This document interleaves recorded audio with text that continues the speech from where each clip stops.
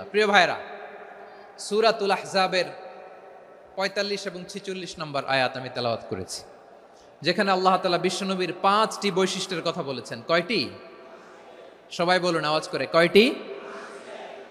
৫টি বৈশিষ্ট্যের কথা আল্লাহ তাআলা এই আয়াত দুটিতে উল্লেখ করেছেন। বিশ্বনবী সাল্লাল্লাহু আলাইহি ইসলামের জীবনী, ওনার বায়োগ্রাফি নিয়ে কথা বলাটা দুষ্কর, কারণ এটার কোনো শেষ নাই, কুল নাই, কিনারা নাই, বিয়ন্ডলেস, বাউন্ডলেস, বটমলেস। সুবহানাল্লাহ বলেন। কারণ তিনি তো এমন নবী যিনি হ্যাঁ বললে এটা শরীয়তে হালাল হয়ে যায়। নবীর মুখ দিয়ে যদি বের হয় হ্যাঁ, নাম, ইয়েস, তাহলে এটা হালাল। ঠিক কিনা বলেন? এ নবীর মুখ দিয়ে যদি না বের হয় যে না, নো, তাহলে এটা শরীয়তে হারাম হয়ে যায়।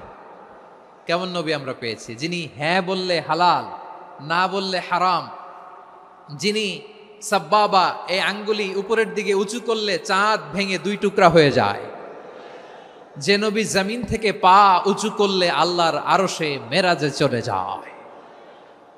এমন নবীর উম্মত আমরা হয়েছি। যে নবীকে বাদ দিলে কোরআন বোঝা যায় না, কারণ এ নবীর উপরই কোরআন নাজিল করেছে কে? এ নবীকে বাদ দিলে হাদিস বোঝা যায় না, কারণ হাদিস তো এ নবীর মুখনিসৃত পবিত্র বাণী। সুবহানাল্লাহ পড়েন। এ নবীকে বাদ দিলে জান্নাত চিনা যায় না, কারণ জান্নাত তিনি চাক্ষুষ দেখে এসে আমাদেরকে মেরাজ শেষে বর্ণনা করে শুনিয়েছেন। এ নবীকে বাদ দিলে জাহান্নাম চেনা যায় না, এ নবীকে বাদ দিলে আমার রবকে চেনা যায় না। ঠিক কিনা বলেন? তো বিশ্বনবীর 5টি বৈশিষ্ট্যের কথা আল্লাহ তাআলা এই সূরাতে উল্লেখ করেছেন। আল্লাহ রাসূল সাল্লাল্লাহু আলাইহি ওয়াসাল্লাম যখন মক্কাতে দাওয়াত দিচ্ছিলেন, মক্কার কুরাইশরা নানাভাবে বিষ্ণু ঈসা ইসলামকে কষ্ট দিচ্ছিল, নানাভাবে ট্যাগিং করছিল, মিথ্যা অপবাদ দিচ্ছিল। কখনো কখনো তারা বিশ্বনবীকে বলছিল মিথ্যাবাদী, কাযযাব। কখনো বলছিল যে তুমি হচ্ছে জাদুকর, সাহের। কখনো বলেছে শায়ের, মুহাম্মদ তুমি কবি। কখনো বলেছে কাহেন, মুহাম্মদ তুমি গণক। এবং কখনো বলেছে মুহাম্মদ তুমি হচ্ছে মাজনুন, মানে পাগল। আওয়াজ করে সবাই পড়ুন, নাউযু বিল্লাহি মিন যালিক। তাহলে বিশ্বনবীকে মৌলিকভাবে এই 5টি অপবাদ দিয়েছে।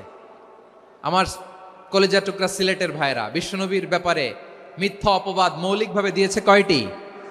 5টি। বলেছে তুমি মিথ্যাবাদী, বলেছে তুমি গণক, তুমি কবি, তুমি পাগল, তুমি জাদুকর। বিশ্বনবীকে যে এই 5টি অপবাদ দেয়া হলো, আল্লাহ তাআলা এটা সহ্য করেননি। এই 5টি অপবাদের বিপরীতে আল্লাহ তাআলা বিশ্বনবীর 5টি চমৎকার বৈশিষ্ট্য উল্লেখ করে সূরাতুল আহজাবের 2টি আয়াত নাজিল করেছেন। আওয়াজ করে পড়েন আল্লাহু আকবার। 5টি চমৎকার বৈশিষ্ট্য সূরাতুল আহজাবের ভেতরে রব্বুল আলামিন উল্লেখ করে আমাদেরকে জানিয়ে দিচ্ছেন, ইয়া আইয়ুহান নাবিয়্যু ইন্না আরসালনাকা শাহিদান ওয়া মুবাশশিরান ওয়া নাযীরা ওয়া দাঈয়ান ইলাল্লাহি বিইذনিহি ওয়া সিরাজাম মুনীরা। পড়েন আল্লাহু আকবার। রব্বুল আলামিন ডেকে বলেন, ও নবী, নিশ্চয় আমি আপনাকে সাক্ষ্যদাতা রূপে প্রেরণ করেছি, সুসংবাদদাতা রূপে প্রেরণ করেছি, সতর্ককারী রূপে প্রেরণ করেছি, আল্লাহর দিকে আহ্বানকারী রূপে প্রেরণ করেছি, আর আলো দানকারী চেরাগ রূপে, প্রদীপ রূপে প্রেরণ করেছি। পড়েন সুবহানাল্লাহ।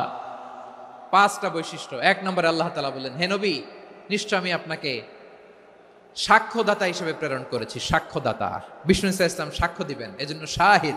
শাহিদ মানে সাক্ষ্যদাতা। আওয়াজ করে বলুন, শাহিদ মানে কি? তিনি সাক্ষ্য দিবেন। মুবাশশির, 2 নম্বর বৈশিষ্ট্য হচ্ছে তিনি মুবাশশির। মুবাশশিরুম বিরাহমাতিল্লাহি ওয়া বিল জান্নাহ। তিনি আল্লাহর রহমতের সুসংবাদ দেন, তিনি আল্লাহর জান্নাতের সুসংবাদ দেন। সুবহানাল্লাহ পড়েন। 3 নম্বর বৈশিষ্ট্য হচ্ছে নাযীর, তিনি সতর্ককারী, ওয়ার্নার।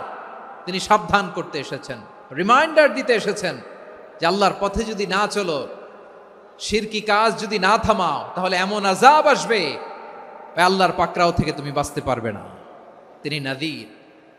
বিষ্ণু ঈসা ইসলামের 4 নম্বর বৈশিষ্ট্য হচ্ছে দাঈয়ান ইলাল্লাহ, তিনি আল্লাহর দিকে আহ্বানকারী। এই যে আমরা আমাদেরকে পরিচয় দেই যে আমরা দাঈ, বলি না? বলি যে উনি হচ্ছেন একজন দাঈ ইলাল্লাহ। বহু বচনে আমরা বলি আদ-দুআত ইলাল্লাহ। এটা কোরআনের এই আয়াত থেকে এসেছে। সুবহানাল্লাহ পড়েন।